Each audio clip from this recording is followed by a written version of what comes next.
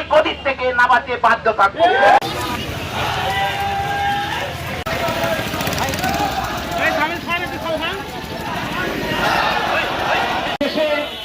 সংক্ষিপ্ত পথসভা, এই পথসভায় আপনাদের উদ্দেশ্যে আপনাদেরকে জানাতে চাই, আসলে আমরা জাতি এমনই যে আমরা অতীত ভুলে যাই এবং ভবিষ্যৎ আমরা খেয়াল করি না এবং নির্বিঘ্নে বাংলাদেশে চলাফেরা করার সুযোগ পেয়েছি এবং যাদের রক্তের বিনিময়ে সুযোগ পেয়েছি তাদের রক্তের সফলতা না আসা পর্যন্ত আমরা এইভাবেই এই বাংলাদেশে সব সময় গণ মিছিল এবং শহীদের রক্তের যদি তাদের এই বাংলাদেশের রক্ত অগ্রাধিকার না দেয় আমরা একের পর এক কর্মসূচি দিতে বাধ্য করবেন।